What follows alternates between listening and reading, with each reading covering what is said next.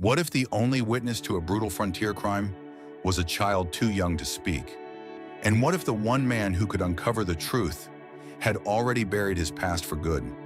If you've ever wondered whether redemption can ride again in the West, this story is for you.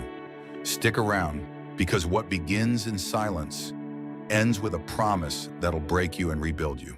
The sun had barely risen over the scarred hills of Red Hollow when the scream echoed through the valley. A sharp, keening sound that didn't belong to any bird or beast. Just a mile off the old overland trail, the last embers of a burning wagon sputtered into ash, painting the morning air with the acrid scent of charred wood and blood. Among the wreckage, where twisted iron met scorched earth, a woman lay still, her dress torn, her shawl soaked crimson, and her final breath long faded into the breeze. Her name had been Caroline Hargrove, though the men who'd ambushed her family hadn't cared. What they'd wanted was in the saddlebag now buried beneath rubble and soot, burned to near nothing. What they hadn't expected was for her to die protecting it. 10 feet away, curled beneath the blackened frame of the wagon, a girl no older than 8 lay trembling and silent. Her dress was scorched at the edges, her palms bloodied from crawling through gravel and glass. But her eyes burned brighter than the fire. Wide and unblinking, they clung to the man who now knelt beside her. He'd come from the wheat fields at dawn, following the trail of smoke like a bloodhound, rifle slung over his back, boots caked with soil and memory. He hadn't fired a gun in 5 years, not since the last time a bullet whistled past his ear in the border wars. Not since he'd left behind the name Colt McCallister and become just Mac, the quiet man who raised horses and lived alone. But when he saw the girl, saw what was left of her family, something ancient stirred in him. "You hurt, little one?" he asked, voice low, calm as river water. The girl didn't speak, only shook her head and pressed a hand to her chest. He saw then the necklace, simple, silver, carved with a symbol he hadn't seen since his bounty days. A 6-pointed star inside a circle. It wasn't lawman silver. No, this was something older. Secret. "Where's your ma?" he asked gently. The girl pointed toward the woman's body, and Mac's heart sank with the weight of the world. He didn't ask more. He just scooped her into his arms, careful of the bruises, and turned back toward his horse. The prairie behind him was quiet again, the silence of death and scorched earth. They rode for nearly an hour through the red clay paths toward Whispering Oaks, a place not marked on any map, nestled between hills and time. Mac's homestead stood like a stubborn relic, all stone and sweat-built lumber. As he swung down from the saddle and helped the girl dismount, his mind reeled, not just with what he'd seen, but with what might come next. He brought her inside, gave her water, cleaned the cuts on her palms. Still, she hadn't spoken a word. Not until he offered her an old wool blanket and pointed to the cot by the fire. Then, soft as a ghost's breath, she asked, "Will they come back?" Mac paused. "They might." "Will they find us?" His jaw clenched. "Not if I find them first." That night, after the girl had drifted into a restless sleep, Mac sat by the fire, turning over the necklace in his hand. That symbol, it meant something. Something tied to old debts, old secrets. He'd seen it once on a letter carried by a U.S. Marshal who died 2 days later. Caroline Hargrove hadn't died for nothing. Whatever she'd been protecting, it was dangerous enough to bring fire and blood. And now her daughter, what was her name? He still didn't know, carried the weight of it. Mac looked over at the sleeping child, curled small beneath his old quilt, and felt something shift in his chest. Not pity, not obligation, a promise. "I don't know what they wanted," he murmured to the fire, "but I'll find out. For her, for you, Caroline, whoever you were." Outside, a storm gathered over the plains, and Mac McCallister, once a killer, now a quiet man with a farm, began to remember how to be dangerous again. By the second morning, the girl had spoken only 3 words. "Mama, they, and come." It wasn't much, but it was enough to keep Mac up at night.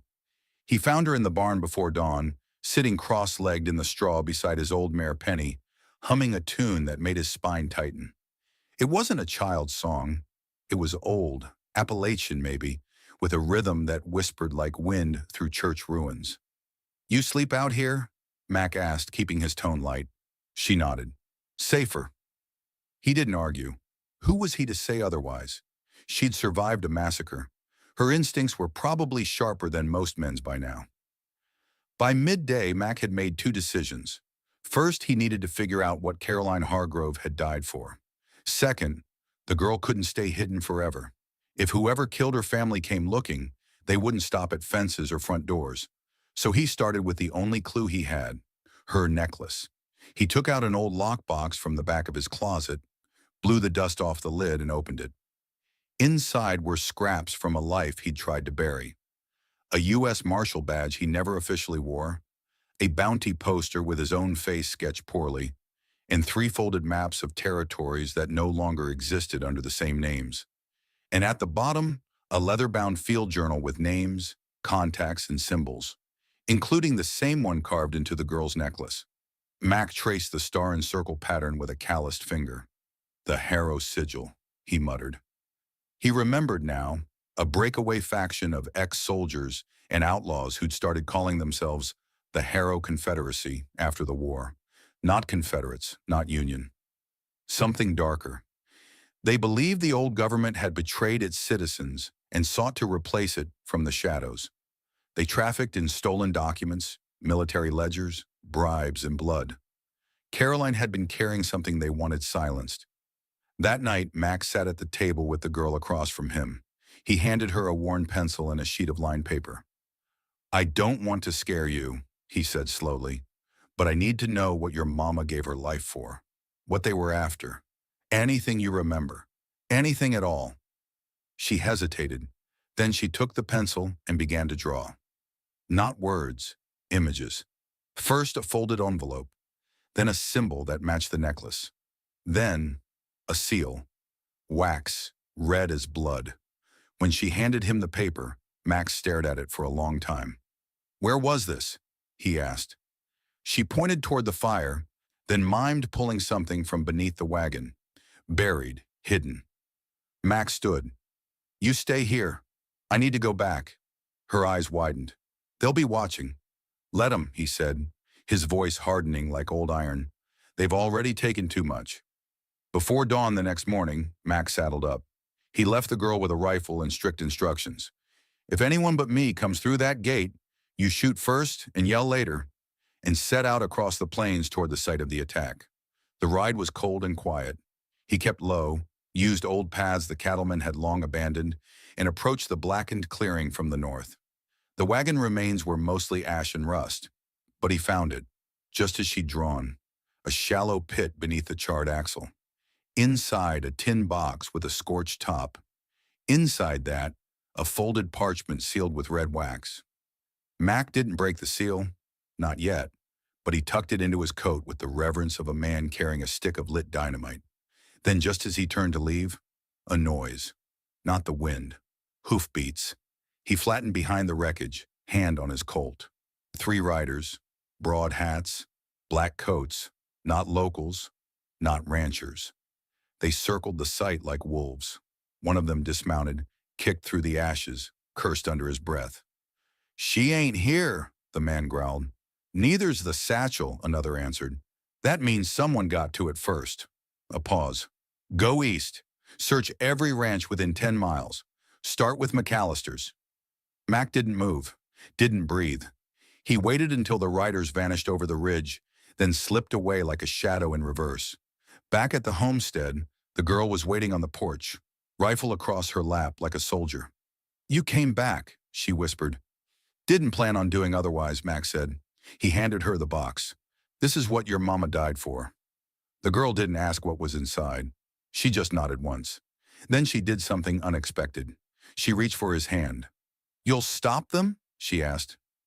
Mac looked at the firelight flickering across her bruised cheek, at the raw strength beneath all that fear. "Yeah," he said, "I will." Because somewhere between that burning wagon and this old farmhouse, he'd made a decision bigger than revenge. He wasn't just going to stop the men who did this. He was going to finish what Caroline Hargrove started, no matter what it cost him. 3 days after Mac McCallister found the sealed document beneath the wreckage, he knew exactly what it meant. He didn't need to break the wax to understand the weight of it. The symbol alone, the Harrow sigil, was proof. The parchment likely held names, routes, bribe ledgers, or military supply lists. Evidence. Enough to bury a man or burn a town, and men had already died to keep it secret. The girl, Emma, she'd finally whispered on the second night, was healing in quiet ways. She still didn't talk much, but she'd stopped sleeping in the barn and started helping around the ranch, feeding the chickens, sweeping the porch, leaving small bundles of wildflowers at the windowsill, like offerings to a god she no longer trusted. She was watching Mac too, watching the way he walked the perimeter at night, the way his fingers drummed against his revolver when he thought no one noticed, the way he muttered to the wind like he was arguing with ghosts. "What happens now?" she asked one morning, her voice thin but steady. Mac looked up from his saddle repair. "Now," he said, "I send a message." By sundown, he'd ridden out to the old telegraph office in Dry Hollow, a one-building town with 2 residents and a mule that kicked harder than whiskey. The operator, Jonas, was half blind and fully drunk, but he owed Mac favors from a long-forgotten bounty job. "Need a secure line," Mac said, tossing a silver dollar onto the counter. Jonas blinked. "That kind of day, huh?" Mac slid the folded note across the desk. It read, "To U.S. Marshal Edward Harlan, Helena office. Subject, Hargrove ledger found. Confirm safe handover. Hostile actors active. Signed, M. McCallister." Jonas read it twice, then nodded. "They'll get it by morning. You got heat on you?" "Not yet," Mac said, tipping his hat. "But it's coming." He was right. By the time he returned to the ranch, the smoke on the horizon told him everything he needed to know. The barn was burning. He galloped up the rise, heart hammering, rifle drawn. But the house, thank God, the house was still standing. Emma was there on the porch, clutching the rifle he'd left her and breathing hard. Her face was streaked with soot, her eyes wild, but she was whole. "They came," she gasped. "3 men. They lit the barn. I shot at one." Mac jumped off Penny and swept her into his arms, holding her tighter than he meant to. "You did good," he murmured. "You did real good." Then his voice turned cold. "Did they take anything?" Emma nodded. "The saddlebags." Mac's stomach sank. That's where the sealed parchment had been. He found one of the attackers slumped near the creek, bleeding from a shoulder wound. Emma's bullet had clipped him. Not fatal, but enough to knock him off his horse. Mac dragged him into the shed and tied him to a post. "Talk," he said, voice like gravel. The man spat blood and laughed. "You think this ends with me? You got no idea what you're messing with, old man. That girl, she's a ledger herself, witness to what shouldn't exist." Mac knelt. "Who sent you?" The man hesitated, then smiled with broken teeth. "Harrow's not a group. It's a shadow. You can't shoot a shadow." Mac stood. "We'll see." Then he left him there, alive but hog-tied. Let the sheriff in Dry Hollow deal with what was left of him. That night, as the barn smoldered behind them, Mac sat on the porch with Emma wrapped in a quilt beside him. "You don't have to stay," she said. Her voice was a whisper, but the message was clear. "You can walk away." Mac didn't answer at first. He stared at the firelight flickering in her eyes. "I walked away from too much already," he said finally. "I was done with this life. The law. The fighting. Thought I could bury it with the past." He looked down at her. "Then you showed up." Emma didn't reply, but she leaned against him, small and silent and impossibly brave. "There's still a copy," she whispered. "Mama made 2. Mac froze. "Where?" Emma pointed east. "A church, Cross Hollow. She hid it behind the altar." "Cross Hollow?" Mac said. "That's 2 days' ride through Indian Ridge. Bad country." She looked up. "I can show you." He exhaled. "You're staying here." "I'll go." Emma grabbed his hand. "They'll kill you." Mac squeezed hers back. "Maybe, but they'll never find that church without you. And that makes you the only card we got left to play." She didn't let go of his hand for a long time. Neither did he. The morning air was cold enough to bite. McCallister saddled Penny before sunrise, boots crunching over frost-crusted dirt, saddle leather creaking like old bones. He moved with quiet purpose, no wasted motion, no second thoughts. Emma watched from the porch, wrapped in a patched shawl too big for her, holding the little stuffed bird he'd carved her from pinewood. "You remember everything I said?" Mac asked, checking his cinch. Emma nodded. "Lock the doors. Stay away from the windows. If someone knocks, I don't answer unless it's you. And," she hesitated, "shoot twice, then run for the ravine." Mac gave a tight nod. "Good." He climbed into the saddle, adjusted his rifle on the sling, and looked down at her, small, pale, but made of something stronger than most men he'd known. "I'll be back in 3 days." "What if you're not?" she asked, quiet but firm. Mac didn't lie. "Then you'll know I tried." The ride to Cross Hollow was long and mean. Indian Ridge was a mess of switchbacks, wind tunnels, and memories Mac had spent years trying to forget. Every pass he crossed felt like a grave marker. Every canyon echoed with the ghosts of lost men and bad decisions. He kept to the brush, moving low, quiet. The Harrow men would be watching the roads. At dusk, he made camp beneath a rock overhang. The stars were already out, sharp and cold and far too quiet. Mac unrolled his bedroll and leaned back, staring into the fire with narrowed eyes. The parchment was gone. The barn was ash. But Emma had remembered something none of the bastards chasing them knew. Her mother's second copy of the ledger, hidden in a chapel where no one had looked. Cross Hollow. A half-burned mining town turned ghost village turned makeshift parish, kept alive only by the prayers of an old preacher and a stubborn bell that refused to fall. By noon the next day, Max saw the belfry. The town was as dead as he remembered. Collapsed roofs, wind-worn signs, bones of wagons long since abandoned. But the church still stood. Barely. Its whitewashed boards were gray with age, the steeple leaning like a drunk uncle at a wedding. The doors were open, creaking in the wind. Mac dismounted, tied Penny near a trough that hadn't held water in a decade, and stepped inside. Dust swirled in the sunbeams through crack-stained glass. The pews were splintered. The altar was draped with a moth-eaten cloth, faded gold embroidery spelling out, "He shall be their refuge." Mac lifted the cloth. Nothing underneath. He checked behind the altar, loose boards, warped floor panels. One gave way with a dull crack. Inside the hollow, a wax-sealed envelope marked with the same Hargrove crest as the one that burned. He exhaled just once and slipped the document into his coat. Then he heard the horses. They came hard and fast. 4 riders, no markings, long rifles slung across their backs, and dust trailing them like storm clouds. Mac dashed through the back door just as bullets tore through the chapel walls. He dove behind a crumbling gravestone, drawing his revolver. "You got nowhere to run, McCallister!" one of them shouted. Mac gritted his teeth. Of course they knew his name. He counted footsteps, watched shadows, then stood and fired. One man dropped before the rest scattered. Mac ran, weaving between broken fences, up the ravine that led behind the cemetery. He knew these hills. They didn't. That was his advantage. He made them chase him uphill, into the tight canyon where the walls squeezed close, and sound bounced like thunder. A mistake. Their mistake. Mac stopped behind a ridge and waited. The first rider came around the bend, rifle high. Mac shot him clean through the chest. The second tried to turn back, took a round to the shoulder, and fell from his horse, screaming. The third didn't follow. Mac climbed the ridge and scanned the basin. Empty, until he heard the whistle. A sharp note rising and falling like a warning on the wind. Another rider, behind him now. Mac turned. Too late. The butt of a rifle slammed into his temple.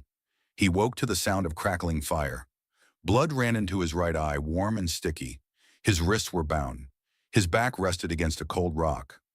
A man sat across from him, legs crossed, coat trimmed in silver. Not a Harrow thug, not just a hired gun. Someone bigger. "You're a hard man to find, McCallister," he said, voice smooth as oil. Mac squinted at him. "Name? Doesn't matter. What matters is what you have." Mac said nothing. The man stood and pulled the envelope from Mac's coat. "This ledger? This is the kind of thing that ends careers. Governments even. But people like us? He smiled. We bury things. He tossed the envelope into the fire. Mac lunged forward, but the rope held. The parchment curled in the flames, blackening at the edges. Then something incredible happened. It didn't burn. The wax cracked, but the inner page, thicker, oiled against flame, refused to catch. The man cursed and kicked the fire over, scattering ash. Too late. Mac was already moving. He twisted, rolled, reached for the embers, and the rock near them. When the stranger turned, Mac swung. The stone struck hard. The man dropped. Mac didn't wait. He grabbed the half-burned ledger, cut his wrists free with the man's own knife, and ran. Back toward the trail, toward Penny, toward Emma. The storm came hard that night, cold, wild, and too fast to outrun. Mac rode through it like a man chased by devils, the half-burned ledger wrapped in oilcloth and tucked inside his duster. Penny galloped without question, hooves striking the slick mud with muscle memory born from years of survival. But no matter how fast they rode, Mac knew time was against them. He was injured. His head pounded from the blow. His right eye had swollen nearly shut. And somewhere behind him, one of those harrow riders was still alive. They always left one alive, to follow, to finish. Back at the ranch, Emma was waiting. She hadn't lit the lantern. Mac had told her not to, but she'd swept the porch twice, boiled water on the stove, left a towel by the door, folded in thirds. She kept watch from the window, the way her mother once did when storms rolled in and her father stayed late mending fences. She didn't cry anymore. She hadn't cried since the night her mama died in that canyon. Now she just waited, one small hand on the rifle, the other pressed against the carved wooden sparrow Mac had left her for luck. When the hooves came thundering through the trees, she stood. When she heard him cough, his cough, she opened the door before he could dismount. He stumbled inside like a ghost. She helped him to the chair, hands shaking. You made it. Mac gave a faint, bloody grin. Told you I would. Then he passed out cold. He slept through the next morning. When he woke, his wounds were clean, his coat drying by the fire, and the ledger sat on the table, now fully opened, its contents carefully laid out by small, steady hands. Emma. She'd found the coded sections, understood the key. Mac had seen it only once before. Military cipher, the kind used when you didn't trust the courier. I used Mama's glasses, Emma said when he stirred. She taught me how to read code, said numbers always told the real story. Mac leaned forward, pain shooting through his ribs. What did it say? Emma looked at him, not like a child, but like someone who'd seen too much too young. There's land deeds, fake ones, stamped by dead officials. Mine's marked as dry that still pull silver. It's all signed by one man. She pushed a page toward him. Senator Alan Royce. Mac exhaled, long and low. Royce wasn't just a politician. He owned half the freight lines from Montana to Missouri. His brother ran the Pinkerton branch in Denver. His son commanded a cavalry unit near Butte, and he had just sent killers to silence a girl. Emma stood. We have to tell someone. Mac didn't answer right away. He was staring into the fire again, like it held a verdict only he could read. There's no someone left, kid, he finally said. You go to the sheriff. He sends word to the territorial judge. That judge was appointed by Royce. Go to the cavalry? That's his son's outfit. Emma's voice cracked. Then what do we do? Mac looked up at her, and for the first time since she arrived, she saw not just the quiet man who saved her, but the soldier he used to be. We send it where no one can burn it. That afternoon, Mac took Emma into the root cellar beneath the smokehouse. He pulled up a false board and revealed something she hadn't expected. A safe, dusty, iron-walled, and marked with the seal of the Union Army. What is that? Mac opened it slowly. Inside were papers, stamped orders, an old Navy Colt revolver, and a single photograph, faded but whole. In it, Mac wore a captain's uniform. The woman beside him smiled like she hadn't known war yet. My wife, he said quietly, and the last job I ever did for the government. I delivered a ledger just like this one, exposed a general, burned a city down from the inside. He looked at her. I know where this needs to go. There's a man in Chicago, General Lionel Haskins. Retired now. But he'll remember me. Emma swallowed hard. Can we trust him? Mac smiled. Not many men left I'd bet my life on, but he's one of them. He picked up the ledger and handed it to her. You're going to deliver it. Her eyes widened. Me? You? Not on horseback. On the rail line. Passenger train from Promise Creek. You'll go as my niece. Letter in hand. Nobody's chasing a little girl with a book. Her voice broke. What about you?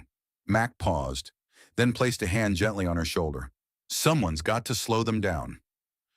That night, as the fire died and the storm rolled in again, Mac watched her sleep on the cot by the hearth, clutching the leather satchel to her chest. He knew what was coming. They'd come for him. Harrow's men. Royce's men. Maybe both. But they'd be too late, because Emma Parker, the last witness of a massacre, was already headed for the truth, and Mac McCallister was about to make sure she got there, no matter the cost. The dawn was red, not gold like most Montana mornings, not soft, but red, like warning, like fire. Mac stood in front of the barn, rifle slung over his shoulder, eyes fixed on the tree line. Penny was saddled, but he wouldn't ride her today.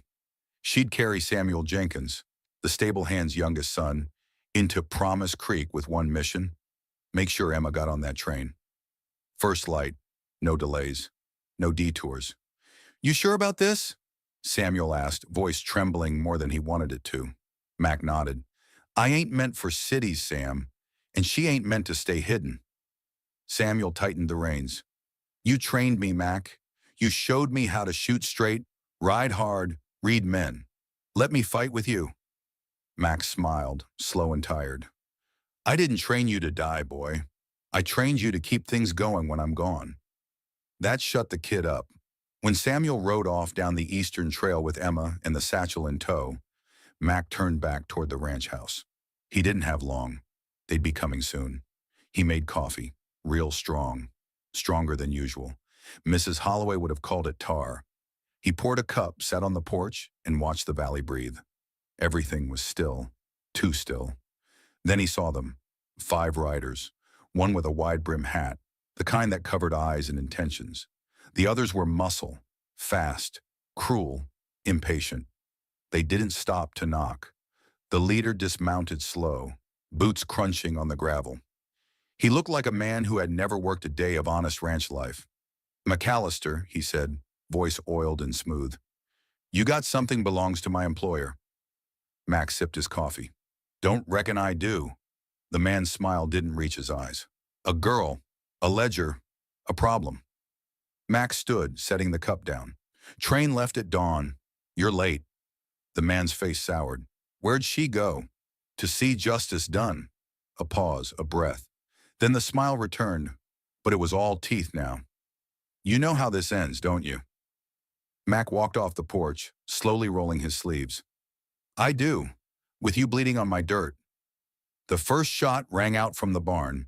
Mac had rigged the hayloft with a tripwire and 2 scatterguns, old cavalry tricks. One of the riders flew backward, peppered with buckshot. The others scattered, returning fire as they dove behind water troughs and fence posts. Mac didn't run. He walked, deliberate, steady, ghost-like. He dropped the second man with a clean shot through the gut. The third tried flanking from the left but caught a blade instead. Mac's old Bowie, thrown underhand, fast and low. Only the smooth talker and one more remained. The fourth man charged straight on.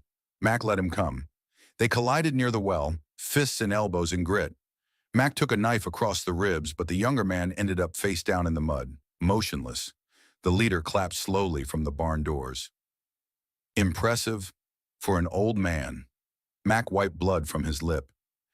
You're not the first snake I've cut the head off. The man drew. Mac drew faster. 1 shot. That was all. The stranger's eyes widened in disbelief as he clutched his chest, knees buckling. He looked more insulted than scared. Then he collapsed. Dead. The rain came after. Cold. Cleansing. Mac stood alone, surrounded by silence and bodies. He lit the last of his cigarettes, breathing in smoke and ache. Then he limped to the porch and sat back down. Later that evening, a dust cloud rose on the horizon. It was Sheriff Thompson and 3 Union men from Fort Wallace. They didn't ask much when they saw what lay in the dirt. Just nodded and started loading the bodies for burial. "You all right, Mac?" the sheriff asked. Mac looked west toward the sunset.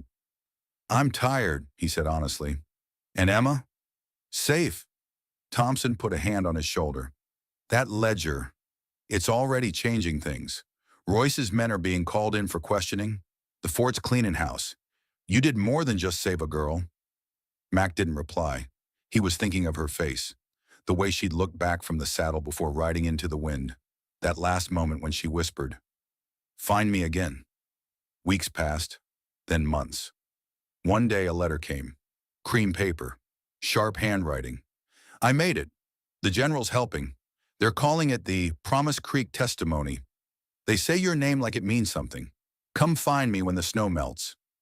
Inside the envelope, tucked between words and hope, was the wooden sparrow, polished, whole. Mac smiled. For the first time in years, he began to pack a bag, because maybe, just maybe, a man like him could still find a reason to ride again. And so, across these unforgiving lands, another tale drifts away with the wind. If this quiet courage, this stubborn heart touched you in any way, leave a like, share your thoughts in the comments, and pass this story on to someone who needs it. Don't forget to subscribe, because out here there are still so many truths left to tell, each one carved from pain, hope, and dust. This is Wild West Stories. Thank you for watching.